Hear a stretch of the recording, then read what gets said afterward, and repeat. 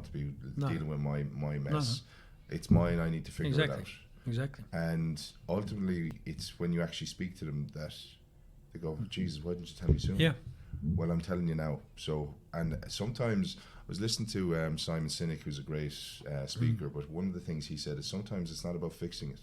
No, it's not. Just about listening. Absolutely. It's just being there in the mud with you to be able to go, okay, go on, tell me more. Well, that's a great saying, actually. I might pinch that from rugby times, to be in the mud with you, because that's what it's all about.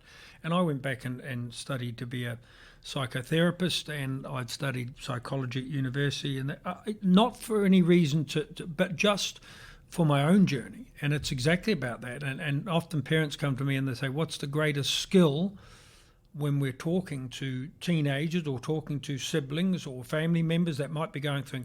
I said, just become the world's best listener. Don't try to tell them what you would do or what you should do, unless it's, look, we need to go for help together. But as I said, you're coining your term, like, be in the mud with them. Just say, hey, I love you and I support you and I care for you. And if we need to get help, professional help, then I will come with you hand in hand and make that journey with you. That gives people so much confidence to be able to open up. If they know at the end of that line to the Samaritans or to Pieta House, or at the end of a conversation to a friend, you're not going to be judged.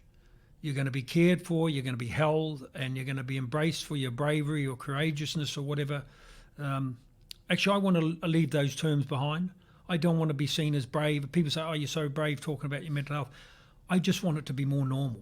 I want every teenager, young person, or every old person, everybody out there to feel a bit like you, that why didn't they make that call earlier? Why didn't they have that conversation earlier rather than later? Why did they go through years or months of pain, of anguish, of despair, of loneliness, of guilt or shame, because we use all these words around it, when they could have just got onto a phone and found a friend or found a colleague or a family member and just said, hey, I'm not okay, and for that person to say, I'm glad